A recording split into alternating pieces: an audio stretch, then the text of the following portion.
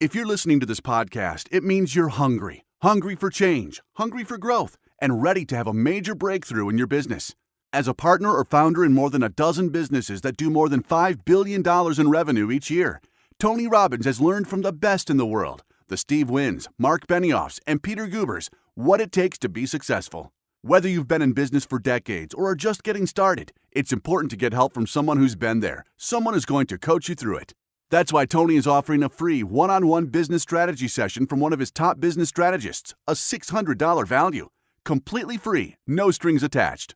If you're listening right now, go to TonyRobbins.com/CEO and sign up for a free session with a Tony Robbins trained business strategist who's helped business owners just like you to overcome their obstacles and set them on the path to success.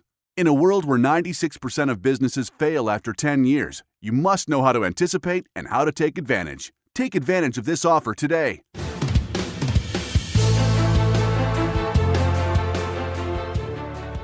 Welcome to the Tony Robbins Podcast. I'm your host, Anna Jorg. In this special episode, we are giving you unique access into one of the most exclusive mastermind groups in the world, Joe Polish's Genius Network.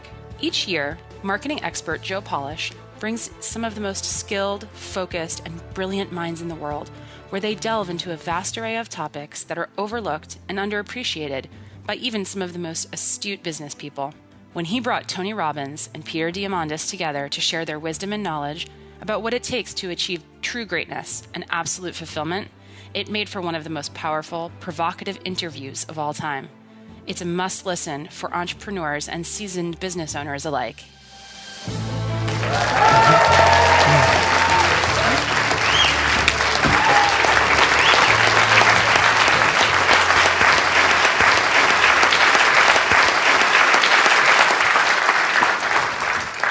Well, there's a lot of things I'm involved with. I'm very passionate about feeding people. I think you know my story. When I was 11 years old, we had no money, no food, and so a gentleman came and fed my family, and he was just a delivery boy, but it changed my life because it made me believe strangers care. And my father didn't respond very well to the situation. He was very angry, and he left our family shortly thereafter. But for me, it left an indelible mark that people really care. If strangers care about my family, I care about them, and it made me want to do something. So I promised that myself, somebody do well enough to feed other people. So I was 17, I fed 2 families, and then 4, and then 8, and then 100,000, and then 1 million. And the last 7 years, we've been feeding 2 million through the foundation, and I've matched it with 2 million, so 4 million a year.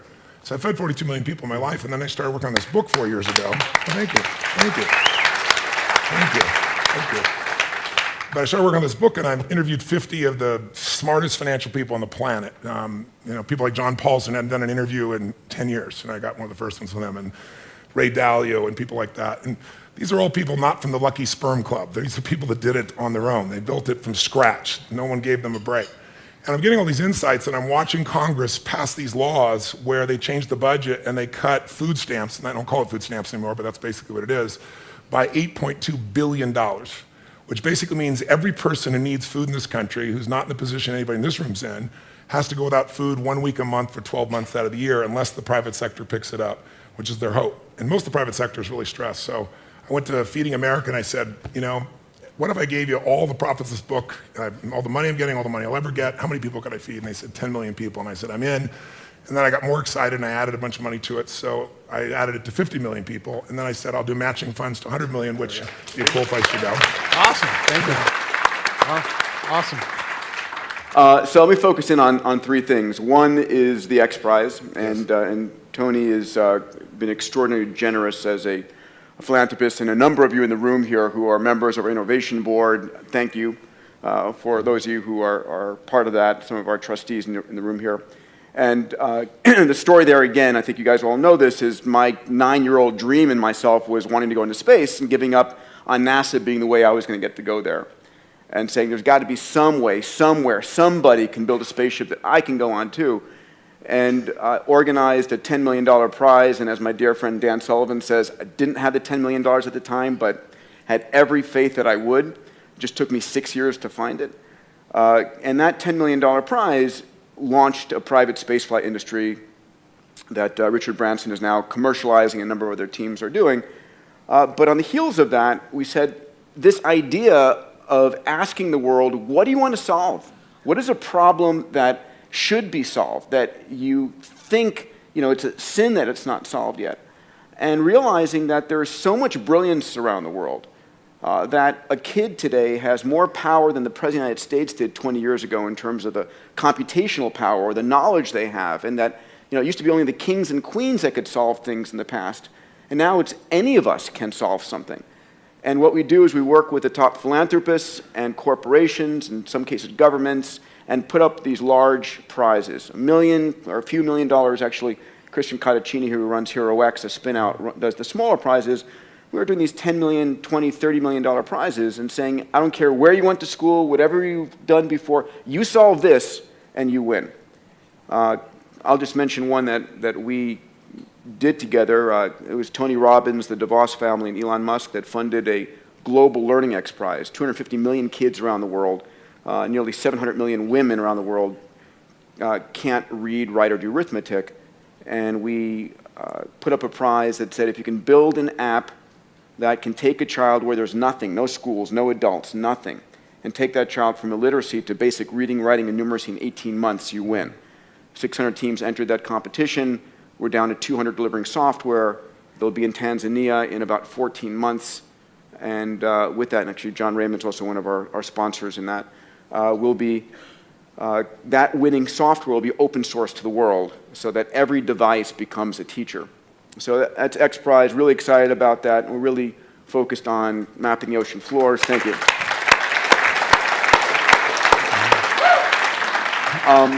With my dear friend Eric Anderson in the back here, co-founded Planetary Resources. And the concept here is that we think of things as scarce on Earth. And certain things are the beautiful lands that we have, and we shouldn't rape and pillage them. But we live in a solar system filled with resources. And the concept here of Planetary Resources is we are using the most advanced technology, 3D printed spacecraft, AI on board, sensors that have never flown in orbit before, to go out to prospect near-Earth asteroids, which are rich in fuels, platinum group metals, construction materials. And those same spacecraft, when pointed down towards the Earth, we've just discovered, and we're really excited about this, can actually map and predict the yield of every acre of cropland on planet Earth and really help us feed the planet much more efficiently. So we just launched our first spacecraft. Next one goes up in the first quarter. The last one, which is sort of like, I think relevant to all of us, is the idea that we can all live 30 or 40 more healthy years in our life. And to Dan's point earlier about living to 95, but not 95, living to 195, whatever it might be, we're at a moment in time where we have to realize the software that runs our body, our genome, what happens to you isn't happenstance. It isn't like, oh my God, I happen to come down with that. That, your destiny is in your genes. It's also in the environment, all these kinds of things, but, and this is Tony's one of our investors. We created a company called Human Longevity. Craig Venter, who sequenced the first human genome, and Bob Hurry and I founded it together, and it's built the world's largest genome sequencing facility on the planet. We've sequenced more human genomes than the rest of the world combined. And not just the genome, your microbiome, a full body MRI, 2,300 chemicals in your bloodstream, the most massive data set about you. We mine that data to actually help you understand what is going on. It's the most complete information data set in the world. And we've also, just a few of you in the audience here I know are benefiting from this in our health nucleus. We're now actually sequencing cancers to help you know what drug specifically works for you in your cancer, not just for everybody who happens to have that generic cancer. So that's a big one. I think that's something that's going to impact all of us is, making 100 years old and you 60, right? You'll get younger. That's it. Awesome. What are the biggest trade-offs that both of you consider maybe negative in order to do what it is you do? Because you're both, incredibly driven, what I would consider insane schedules, but at the same time, you're making massive contributions to humanity. So what are the trade-offs that you would consider like, we work our asses off, we do a lot of stuff, but this is what we had to sacrifice in order to do it? If you think of it that way. I think if you think of it as a sacrifice, then you're going to build frustration or resentment. I really don't. If you think it's a sacrifice, you shouldn't do it. I think the challenge is that most people have this illusion about life-work balance. And I think that's if you're going to accomplish anything, it's what people are laughing because you know it, right? What's true is life-work integration. So I was just in 7 countries, 21 days, but who's with me is my family, who's with me is my friends, and I've done well enough to have a plane and bedrooms and all that kind of cool stuff makes it, but when I didn't, we huffed it together, and in the beginning days it was coach and dragging ourselves around, but I thought it was great for my kids to have schooling, but I thought an education was more valuable, and traveling the earth was a part of that.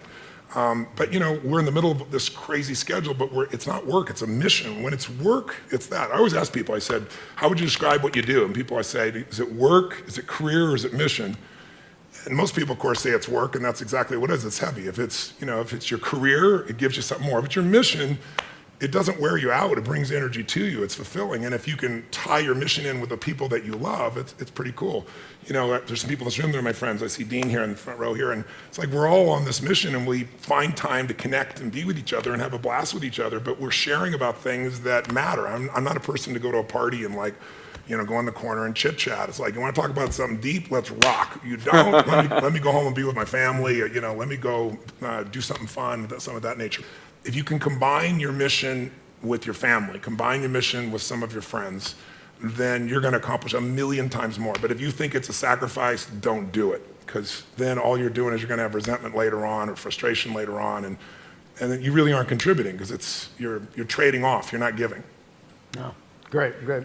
I think I'm a 9-year-old kid. Those of you who know me know I'm a 9-year-old child in my body, pinching myself every day that I get to do. It is extraordinary. I would not want to be doing anything else. I mean, there's hard work, and it's like I'm push myself more than anybody else, but I love it. I cannot imagine doing anything else. And that's the challenge, right? The question is, a lot of people are doing something to get to something else.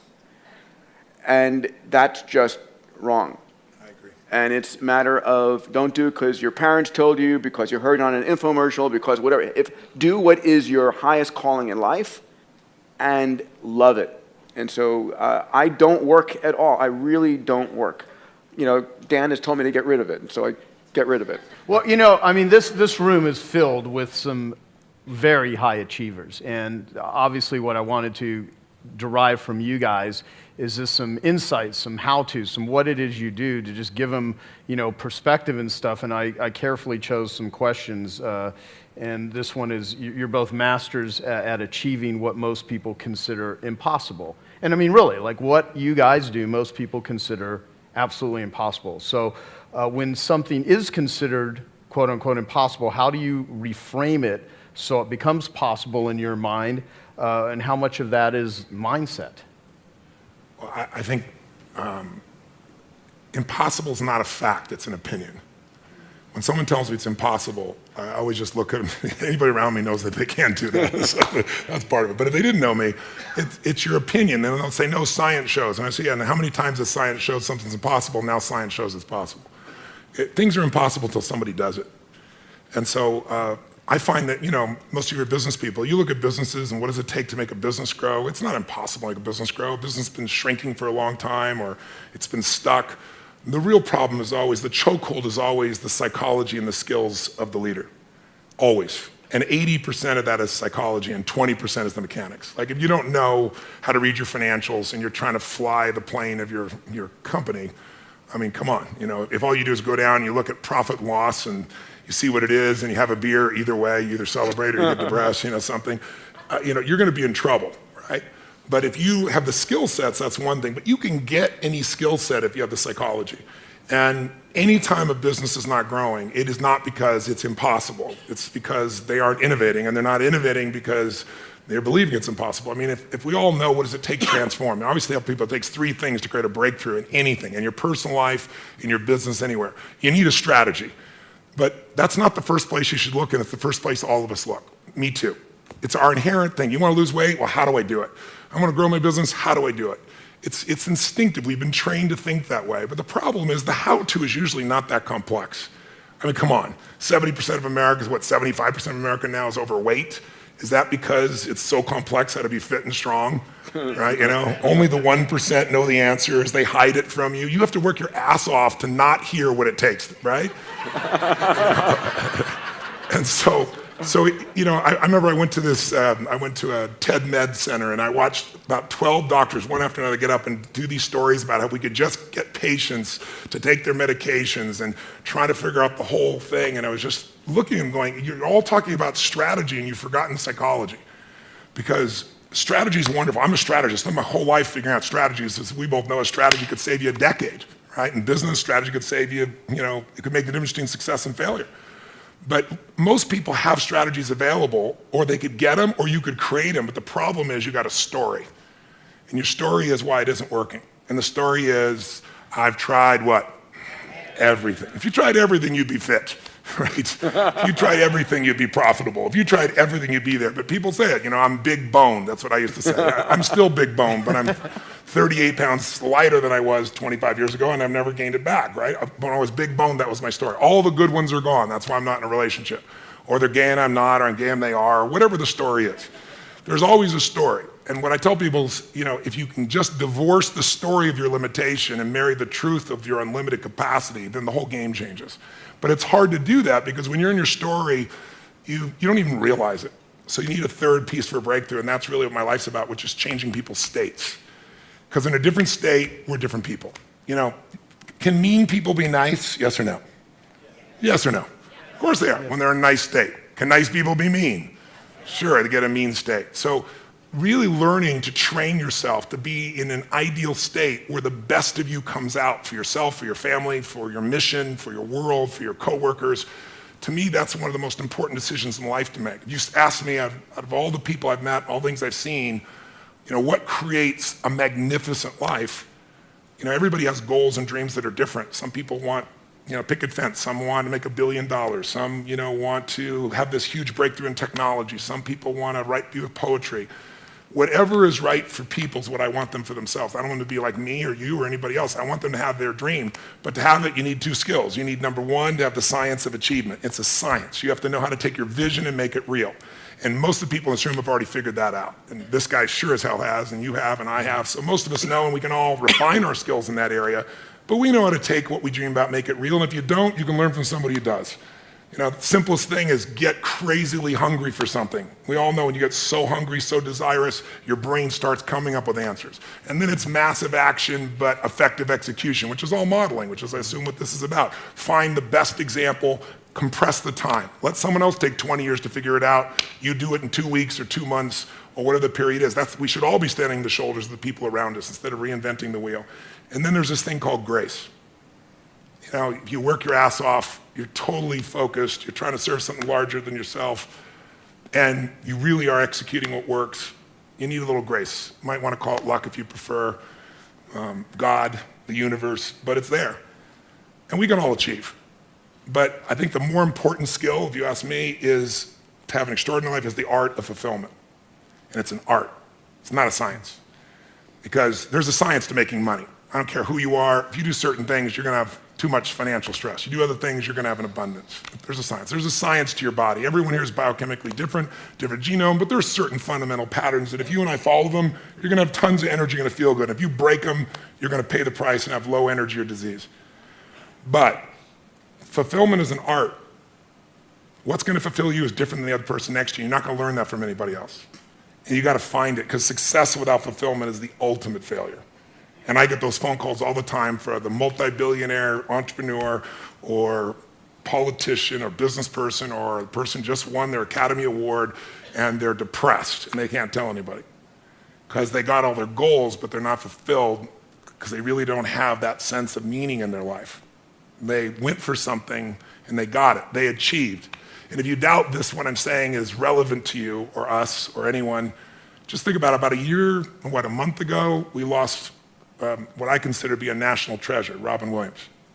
How many of you loved Robin Williams? Look around the room, keep your hands up, look. And most of you didn't know him, almost every. And where you go in the world, people love Robin Williams. By the way, was he great at achievement? Oh my God, that guy, he said he wanted to become a great comedian, he did that. I want to make the world laugh, he did. I want to make my own TV show, he did. I want to have the #1 TV show, he did it. I want to make movies, he did it. I want an Academy Award for not being funny. Not his skill set, drama, and he did it. I want a beautiful family, and he did it. And then he hung himself. Make everybody happy but yourself. Not a good plan. So if I had a gift to give you, it would be maybe make a different decision. And the decision is that no matter what happens in your life, you're going to live in a beautiful state. A beautiful state. And that could be happy, that could be grateful, that could be being generous. Those are all beautiful states, aren't they? It could be curious. It could be fun, it could be playful. You're not limited to one state, but it's different than suffering. And most people's suffering, and all suffering I've ever seen, I've traveled to 100 countries, I've dealt with presidents of countries and, presidents of businesses, CEOs, I've dealt with people in prison, I've dealt with, you name it, average people. Suffering always comes because you're obsessed about something related to you. You can only be depressed if you're focusing on yourself. You say, no, I'm depressed because it's my kids and they're not doing well. No, you're depressed because you feel you failed your kids. It's about you. It's about how you think what you should have done or shouldn't have done, or what someone did to you or didn't do to you in the past or the future, which don't even exist. So I have a simple goal. My goal is help people make a decision that says, I don't know what's going to happen. You might get a divorce, even though you don't think so. You might find a member of your family with cancer. You might have your house get burned down or have a tornado go by, and if you live in the same place, it happens every 2 years and you move back, we should talk, but some people seem to do that for some reason. You can't control those things. I can't control those things. I don't want those to happen to you or anybody I love or anybody who's even a stranger to me, but they're going to happen. True?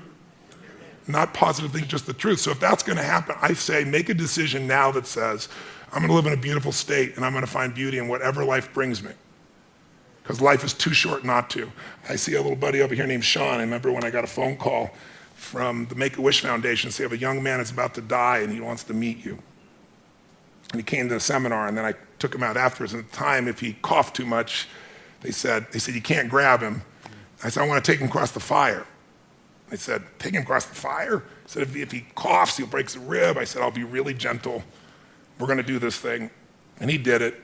And then afterwards, I sat down with him and said, man, I don't have the answers, but if your body you're just coughing and it's going to make you break a rib, your body is so acid. I said, you should get alkaline. Let me put you together with a doctor. How many years ago was that? I'm 36. I was 19. You were 19 and you're now 36. I like seeing you here, so brother. Give him a hand. He's a beautiful man. He's a beautiful man. But Sean, what made me think of Sean is Sean lives in a beautiful state. He could be complaining and whining. What does he do? His whole life is not about himself. That's why he's so happy. He doesn't live in himself. He lives outside himself, serving things he loves. He still takes care of himself, and he's funny. He likes to seduce women and things like I can't talk about right now, but... Oh, you're married now? Okay, well, good. I'm glad to hear it's about frickin' time. All right, Sean? It's good to see you grew up. Now, the bottom line is this young man over here who now is at a different stage of life, he's always been who he is. I think he lived because he lived for more than himself. I'm sure he felt pain, but we only suffer when we think about what's being done to us or what people are going to think or what they should have done or hadn't done, and you can't control that stuff anyway. I mean, why be pissed when people are going to do that? Are people going to be mean? Yes or no? Are people going to be unfair and unjust? Yes or no? Are people going to be beautiful and generous? Yes or no? You just never know when that's going to happen, so might as well enjoy yourself along the way. And I suggest today, if you want, if there's any gift I came by to give you, it's to tell you what you know already, but get you to make a decision about it. To actually decide, I'm going to live in a beautiful state. That doesn't mean I don't get angry or tired. Suffering arises and you end it the moment you go, I'm thinking about me. If I do this, I'll always be suffering. The human mind is always looking for what's wrong. The human brain is not designed to make you happy. It's designed to make you survive. Happiness, that's your job. And you only get it if you draw a line in the sand. That's how it's going to be. And I can tell you the few people that do it, I know a few people that have done it, they have magnificent lives. And when you're in a beautiful state, the best ideas come in. This man lives in a beautiful state. Every time I talk to him, I love seeing Peter. Peter's just always on fire about something. But notice, he's doing unbelievably well. There's nothing wrong with that. But almost everything he's doing is about more than himself, and so that's why he feels so alive. He's not suffering an ounce. He's in ecstasy. He's not lucky. He's living life a certain way. It's a beautiful way. I'm honored to have you as a friend. Thank you, brother. How many met this man before and he was in a wonderful state? Let me show your hands. I don't think I've ever seen him not in a wonderful state. I've seen him have some painful, challenging places, but he doesn't stay there. And look what he's able to create because of it. He is a 9-year-old boy who's on fire. He's on fire to light the world on fire with what's possible. It's a beautiful thing. I honor you. So the contribution I'll make, thank you, Tony. And I think it was about impossible and mindset and so forth, is the reality is there is very little that's impossible, period. It just is. And your mindset, as soon as you say something is impossible, then you shut down every possibility for solving it, right? And we all know this. And the challenge is that it's really hard not to be in that state because we get thrown stuff all the time. And what I want to share with you is an experiment, which is to say, okay, not only how do I make it possible, but how do I actually go 10 times bigger? And you've heard me speak about this, moonshot thinking, bold thinking, whatever the case, whatever terminology you want to give it. And most of us in our life are trying to make a 10% improvement. And we know this. I'm trying to increase my revenues by 10%. I'm trying to reduce my sales by 10%, save 10% more of the lands out there. Whatever it truly is, we all have this sort of beaten into us by life and by the rest of the universe that you can make these small incremental improvements. But the fact of the matter is that there are those in the world that go 10 times bigger. And every one of us can be that. And as soon as you say, I want to not only solve this thing, but go 10 times bigger in my work, in the things, and can I say this, in something that you're truly passionate about, not just about earning a little bit more money. I mean, it really should be in something that you care truly about, that is bigger than yourself, that is impacting the world. As soon as you try and go 10 times bigger, 3 magical things happen. Number one, even if you have no idea how to solve it, no idea how to get there, you'll be amazed at what you come up with. And what's interesting is our legacy, our past, anchors us to where we are today. And you have to let go of that. You truly have to let go of all the stuff in your past, what you thought you'd done, all of the infrastructure that you've built to let yourself go. When Elon Musk built Tesla, the reason Tesla was such an amazingly better car is he didn't have 100 years of Detroit to hold on to. He started with a clean sheet of paper. And imagine what could be. The second thing is when you try and go 10 times bigger versus 10% bigger, it's 100 times the value proposition. And it's never 100 times more expensive or 100 times harder. And so you get this increased capability. And then the third thing is when you try and go 10 times bigger, to solve a problem 10 times bigger, you've got to reinvent stuff.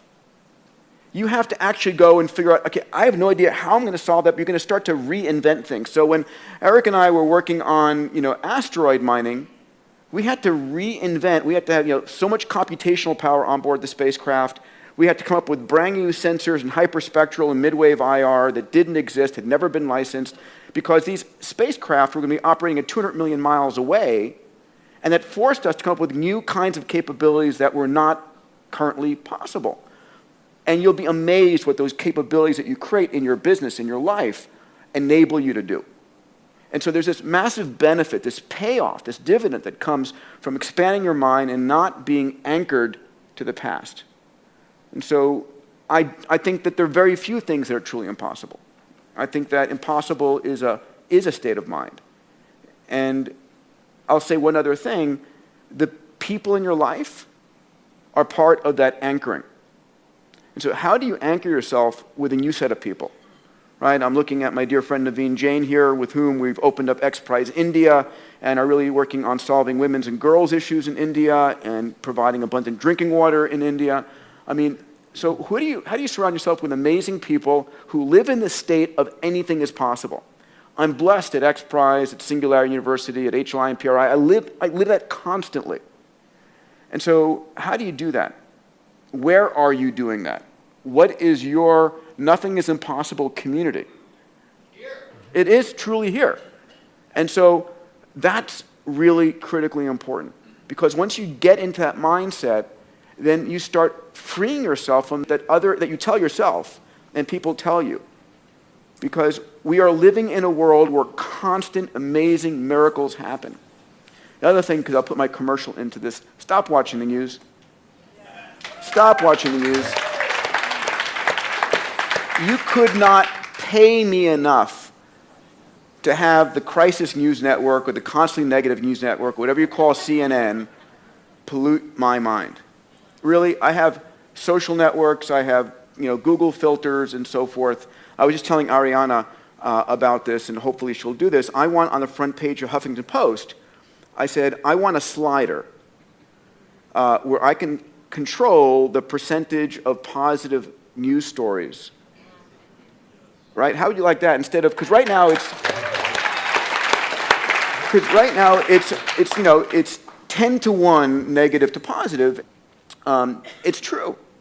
It's like, why would you possibly invest in the world and in the life and all these things if the world is falling apart?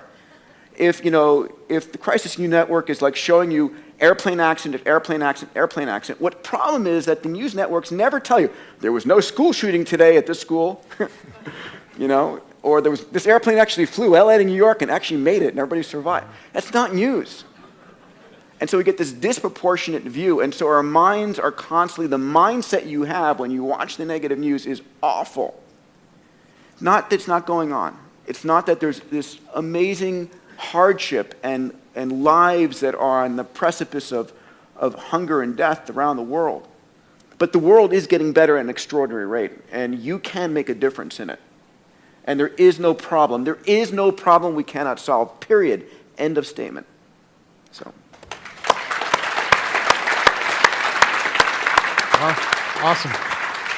All right, so since both of you are two of the greatest achievers and biggest thinkers, at least that I know. In the history of humanity. Honest to God, you know what? No, in a very serious way. It's funny. I can't imagine there will ever be another Tony Robbins. You are a freaking freak of nature. That's true. A force of nature. And I mean, one of the most amazing things, like when I went to date with Destiny, he'll ask, how many of you came here, you're thinking about committing suicide?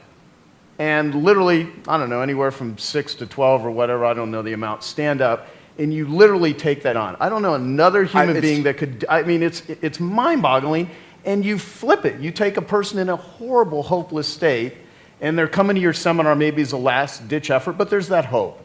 And you just channel it, but then you share that with freaking thousands of people live on the spot. And that's just one of like hundreds of things that you do that are mind-boggling. And everybody in the audience thinking, there's no way he can do this. There's no way you can solve. How can you possibly? And then boom, it's done. You do it. It is truly a blessing to have you on the planet. It's a blessing. Were you born this way? It's a stupid question, but I'm saying it for other people. Like, you built yourself to be Tony Robbins. Could we publish your gene sequence? I was a kid from Azusa who had no certainty, we had no food and had to be in charge because my mother was a little crazy, and I promised myself that my future family would never go through this. And so I decided I hated suffering because I experienced it and I wanted to end it. So I read 700 books in the area of human development, psychology, and physiology when I was still 17, 18, 19 to 21, 22 years old. I was saying I was going to read a book a day. I didn't do that, but I was still immersed. I went to every event. I listened to everything. I got immersed. But when it comes to people, I've been doing this for 38 years, and I've been with 50 million people, so and 100 countries. So there's nothing I haven't seen at this point when somebody stands up. So it's beautiful. It happens different every time. It comes through me, and I really believe in grace. I really believe it's there. But I prepare at a level that most people never dream of. And I also know that there's whatever human beings feel, we are not our feelings. We are not our patterns. Those are things we might identify with, but we're not that. And so when I see a pattern and it doesn't work, I don't think the person's broken. I don't think anybody's broken. I'm not here to fix people. But I am here to break up the patterns that don't work. And I've never lost a suicide, knock on wood, and thousands for 38 years. And we follow up 2 years later, 3 years later. They're making a documentary right now. So how do you both deal with or think about or even channel like extreme levels of stress, adversity, criticism, public opinion, or failure? Because both of you have had, things that just flat out didn't work, but you're public figures. And how do you handle it, or deal with it, or think about it? I really let go of criticism really fast. I might, sort of process it in the moment to try and figure out is there something that I truly can learn from there valid, but I let go of it really fast. And so if I'm in a fight, a personal fight or whatever, it's like, time is so precious. Time is so precious. Failure, God, I've had a wonderful series of failures. And, I built a launch vehicle company that we won this huge contract and couldn't finance it and had to close it down. I've built a multitude of companies. Luckily, a third have been great, a third have been okay, and a third have been life lessons. But I have to believe that what I'm doing in my heart of hearts is the right thing to do. And if I'm doing the very best I can, and I believe it is something, because when I take $1 from somebody as a donation or as an investment, and those of you who are in the room here who have supported me or invested in me know that. It's like, it's me. It's like you got my cell phone number and I care and I am so committed to making, to delivering. I will do everything I possibly can. So I need to know that for myself. And I can sleep at night if something fails, but I know I gave it everything I possibly could. And there are also those times where, it's like nosedive. And I will stop everything else I'm doing and I will go laser-like on that. 100%, 24 hours a day, 7 days a week, and I will do everything humanly possible. And it takes that a lot of times. It absolutely takes that a lot of times. So, that's for me. Awesome, thank you. I would say, I love to light people up. Since I was a little kid, I love to light people up. And so early on, I want to make everybody happy all the time. And then I come in this package, I was 5'1", and then next thing I know, I'm 6'7". I grew 10 inches in a year because I had a tumor in my brain. And I didn't even know it. And I grew, so I'm big, and I'm quiet and unassuming. I have a hard time expressing my true feelings, so it makes it difficult for people to understand what I'm really like. No, I'm fairly loud and intense, and what happened for me in the beginning is I was trying to make everybody happy all the time, and then I just began to realize not everybody wants to be happy. And gradually I began to realize opinions are a dime a dozen, but impact is all that matters to me. So when you've had the impact, and you don't need anybody else to tell you. And you don't need somebody else to acknowledge you, put stars on your chart. When you do what's right, you know it. And no one can take that from you. They can take away anything you have, but they can't take away who you become. And you become something unique when you find a way to grow and you find a way to give. And when you do that consistently, it creates an extraordinary life. So I'd lie to say that I don't want people to hate me or dislike me, but it wouldn't be accurate to say I don't care, but I don't care enough to change what I'm doing. If what I'm doing is valuable. And I think that as far as failure is concerned, oh my God, there's so many failures, but I just don't hold it that way. And it's not a technique or being positive, it's just being intelligent. Failure is education if you use it. If you learn something, it's not a failure. If you don't learn anything, then it's failure. But if you learn something, how many of you in this room have had something happen in your life that was horrific? You hated it. You'd never want to go through it again. You never want somebody you care about to go through it. But looking back on it 5, 10 years later, you say, I'm so glad I went through that because it made me so much stronger or so much smarter or maybe care so much more. Who can relate? I'm curious, right? So if that's true, then why not adopt the philosophy that life is not happening to me, it's happening for me. And that everything's happening for me, even what I thought was failure. And now my job is to figure out where's the benefit and use it for greater good. So I could probably list unlimited failures, but I would be insincere because I don't really look at them as failure, and that's not because I'm positive, it's just because I work my ass off to figure out what can I learn from that, how can I use that, and I'd like to make people happy, but I've also learned in business, I fire customers. I don't need them. It's a privilege to do business with us because we will more than deliver times 10.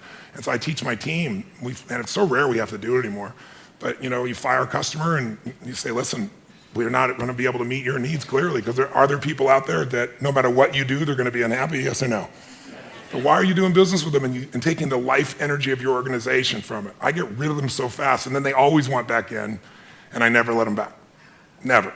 And then when they become a public hanging and other people go, well, this is how you play here. Because in the world of the internet, we've lost any form of kindness.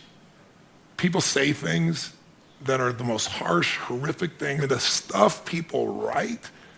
And all it is people who feel insignificant, who would never have the guts to say something to your face, but we've created an environment where it's tolerated.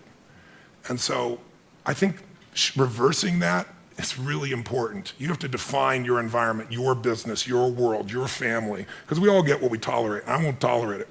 I'll give my soul to a stranger, but I won't tolerate somebody being abusive to any member of my team or to people in my audience or to me, certainly not to my family. And you get what you tolerate. You got to decide. And you also get what you tolerate in yourself. And I think if you can look at what you're tolerating yourself and say, I'm not going to tolerate that anymore in myself, then it's easier to lead other people. If you're just telling other people you won't tolerate, they'll look at you and go, yeah, you don't tolerate, but look how you are. And you don't have to be perfect, but people see how, you don't have to know who I am. You don't have to watch my lips move. You can see how my feet have moved for 38 years. That's Tony Robbins, right? That's probably the best signature you can give. That's the brand that you put out there. It's the way you live. The thing you said, the line, which I love, life is not happening to me, it's happening for me. Is that like, is part of that a trick you play on yourself, or do you truly believe everything you are able to take that as ingredients of this is all happening for me, this most horrible, most horrendous thing, from diseases to suffering? That's an important line, and I like to... It's not just a line. There's a woman that I just saw that I'd met 15 years ago, and she just showed up at my seminar, and she was suicidal because one of her daughters had gotten sick, and she brought her to the hospital, and the doctor said she's fine. She brought her home, and the child died. And she was going to kill herself, and she had 3 other kids. So I really, truly had to work with her, and I remember working with her back then. I looked it up because we have all stuff I've ever done on film. And I asked her, I said, what are your spiritual beliefs? And she said, I believe everything happens for a reason, and all that stuff. I said, so you're going to abandon what you believe spiritually because life didn't turn out the way you want right now? She said, no. I said, if it's the truth, it'll be the truth when it's painful, it'll be the truth when it's pleasurable. So I would lie to you to say, I jump up and go, this is happening for me right now. I don't do that. I think, what the hell's happening? Why? And then I catch myself and I go, there's some good in this. And my real core belief underneath that is, everything I've ever been able to help people with is because I've faced some portion of it. If I have to face a divorce, I decided I needed to go through a divorce, and I didn't want to. No one takes you to pick your partner after 14 years. It was the most horrific thing in the world, but I thought, if I can figure out how to do this elegantly, intelligently, lovingly, no matter what the other party's like, then I can help anybody else. I've had several businesses over the decades that were, near the verge of bankruptcy. I had a resort in Fiji, and there was a coup. It's kind of inconvenient, and I'm losing $1 million a month, and it's like, and I didn't have $1 million a month to be losing at that time, just I wanted to create this great place for people. But it's like, in the midst of all those elements, I'd come back and say, if I can figure this out, I can help any other business. So almost all my skills have come because of something I had to solve in me or help someone else solve. And my view is, if I can figure it out for me, I can help millions of people. And so that makes the problem inspiring, as opposed to the problem being, why did it happen to me? Because we're all going to experience problems. The only thing that we all have in common is everyone here is going to experience severe pain. I don't care how rich you are, money is not going to create immunity to pain. Suffering, you can get immunity from the decision I told you about. But we're all going to have problems. We're all going to have challenges. The only difference is, what the hell are you going to do with them? And if we just deal with our own problems, they get really boring, and some people need problems to have drama in their life to cover the fact they're not doing anything. But I think it's much more interesting to solve it and move on and help other people do the same, because you've actually done it, not because you talk about it. Yeah, gotcha. What I love is Robin Sharma, who we did a call with. He's in the room. He has this thing, the 5 a.m. Club. A guy named Hal Elrod wrote a book of Miracle Morning. You do priming in the morning. I'd love to hear what you guys feel are your best rituals, or what it is that you are doing that just massively impacts you to be as effective as both of you are. If there's something simple or something that you just do that makes your life work, starting, be it a morning ritual or just anything that people here could do. Does watching cartoons with my kids at 7 a.m. count? No, that may be accurate. It's for me, it's anchored in my desiring to make the impossible stuff I set out happen, right? It's anchored in this infinity challenge. I'm never bored. These problems I've taken on with an amazing group of people are all sort of infinite, and there's no getting there. So for me, they're my guiding stars. So it's like, okay, what am I going to do right now to move the game forward this day? I wish I could say I was a great meditator or yoga person or so forth, and that will come, but not right now. For me, it's just it's dedication to the child inside me and what I care deeply about, which is making these succeed. And ultimately, it's trying to be clear about what I'm enjoying doing. Right? It's surfing the stuff I love versus this is work. I'm probably not good at this work. Who else can I find that can do it? And doing the stuff that I truly love better, and doing more of that. There's nothing sophisticated there. Tony, what do you got?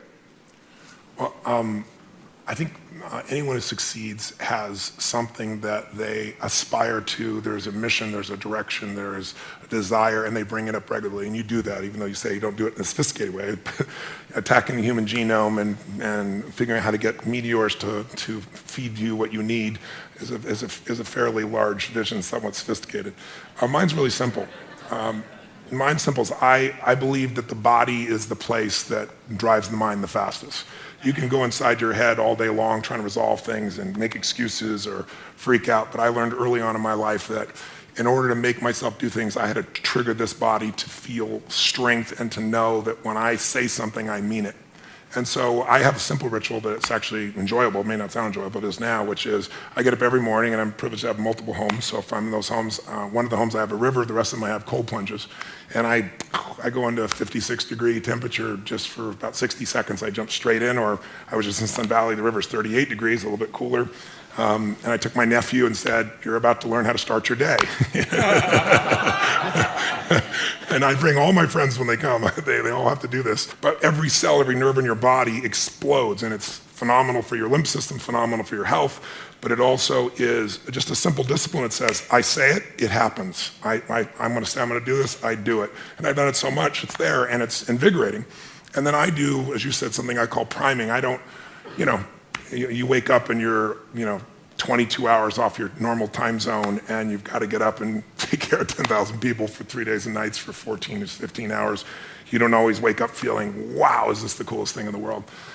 Some wake up and go, what universe is my body in, And so I do my physical ritual, but then I also do this priming. And priming for me is just, I don't hope that I'm going to show up at my best. I create a state for it. Most of you know probably the principle of priming. They've proven it in so many scientific studies. We all think we make our decisions consciously, when much of our decision making that we think is conscious is being made by contextual environmental manipulation that we're not even thinking about.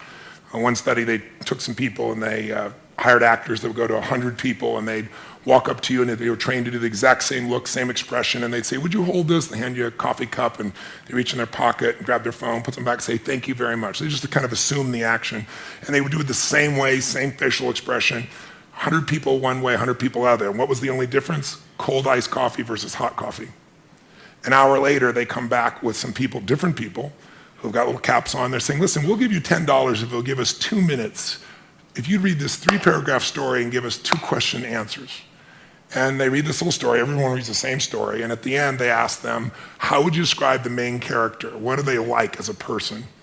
80% of the people that got warm coffee said they're warm, they're generous, they're loving, but warm is always one of the language patterns. 80% like clockwork, people that got the iced coffee, same story, say that they're very cold, that they use language like being obsessed or being about themselves, selfish, things of this nature. I give you dozens of examples. So what I do each morning is I do a breathing pattern. It's an explosive breathing pattern that I learned in India, breathing your breath in and exploding it out, from the gut, out the nose. And I do that 3 sets of 10, pause, 3 sets of 10, pause, 3 sets of 10. So it alters my state. And then I just do 3 things for 10 minutes because I have this deal with myself. If you don't have 10 minutes for yourself, you don't have a life. Who's with me on this? So I said, you know what? I don't need to have 20-minute, 30-minute, 40-minute meditations. I want 10 minutes, and I don't know if I need to meditate. I don't know if I'm going to meditate. To not think, I don't know too many people can do that. And I don't even know that I want to not frickin' think, So I thought what I want to do is I want to focus on the emotions that will cause me to be the better me. And the 2 emotions that most people are messed up by are anger and fear. And when you're grateful, you can't be angry. Try to be grateful and angry simultaneously. It'll never work. And you can't be fearful when you're grateful. So when I look at people, almost always they're reacting out of fear or they're reacting out of anger. It's some version of those two. So gratitude to me is the antidote. So I spend 3 minutes, just 3 minutes, and I think of 3 things I'm grateful for, 3 people, 3 situations, but I step into it. I don't remember the roller coaster over there riding it. I put myself in the front seat going over the edge so I feel the moment. And I make sure one of the 3 things I'm grateful for is something really simple, like the wind on my face, or something beautiful like my child's smile. And the reason I do that is because I remember, interviewing some of the astronauts, Buzz Aldrin and these guys, and most of you probably know, you can imagine, to be an astronaut, this man knows, to aspire to do that, and then to go through the thousands of people and be picked, and then to actually go to the moon and stand on the moon and look back and see that picture we've all seen, that blue-green Earth. You imagine, and then you come home and what happens? There's a ticker tape parade and you shake the president's hand. And now what the hell do you do? You're 32. What the hell do you do for the rest of your life? And you know what? If you know the story of many of these astronauts, most of them had some major emotional challenges, right? Some abused alcohol, some drugs. And they had a real rough time because they forgot to find adventure in a smile. They thought the only way to do is go to the moon. So I trained myself to make sure not just the big, beautiful things that are part of my life, but the little things. And so I feel that for 3 minutes. Then I do 3 minutes of a blessing, corny as it may sound. I imagine life, God, energy coming into my body, healing every muscle, every nerve in my body, strengthening everything that gives you strength and strengthening the best of me, my passion, my love, my generosity, my creativity, my humor, my love. And then I see any problem that needs to be solved just being solved, because otherwise I tend to think I got to do it all. And then once I feel that fully, and that energy comes through me and back through me multiple times, then I do a circle of my intimate family, my kids, my wife, my friends. This little character over here is one of my list. And I just circle out all the way out to my clients. And I send that same energy to them. And I imagine, as corny as it sounds, they're being healed. They're getting what they need energy-wise. They're having the life that they deserve and seeing it multiplied. So I do that for 3 minutes. And the last 3 minutes are my 3 to thrive. I think of 3 specific outcomes that matter to me. And I don't think about achieving them. I see, feel, and experience them as done, and I see the impact that it has. I see people's lives touched. I see the joy. I feel it as done, and I feel grateful. And it's 10 minutes, but honestly, it usually goes 15 or 20 because I'm having a damn good time. But by having a 10-minute walk, there's no excuse not to do it. And I do it every day, and I don't hope I'm going to feel good. And then what happens is, you're primed. You see things through a different set of filters. You make decisions through different filters. And also think of it, most people are wired for stress. They're wired for frustration. They're wired for feeling lonely. And they got a highway to pissed off and they've got dirt roads to happiness. So I decided I'm going to wire myself for happiness. I wasn't born that way. My view is I had to change the whole earth to be happy. Today, that's different for me. Now I can just wake up and be happy because I've wired myself in a different way, neurologically. And then I show other people how to do this as well. You guys are awesome. I really, really appreciate you both coming to this and taking it. Thank you so much. Thank you.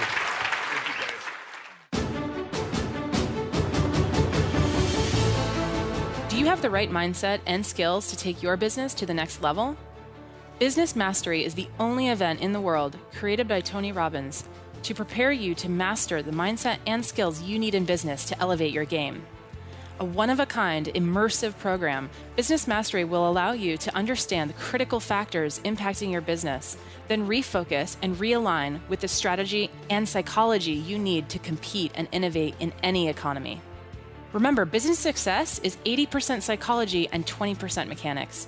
If you're ready to learn and master the strategies to help you grow your business and stay competitive, then don't hesitate. Apply for the next Business Mastery program now. Learn more about the Business Mastery event at www.tonyrobbins.com. The Tony Robbins podcast is directed by Tony Robbins, hosted by Anna Jorg, and produced by Carrie Song. Brooks Loro is our digital editor. Tyler Culbertson is our media coordinator. Special thanks to Diane Adcock for her creative review. Our website is tonyrobbins.com/podcast, where you can listen to all of our episodes, read articles, and learn more about upcoming events. Copyright Robbins Research International.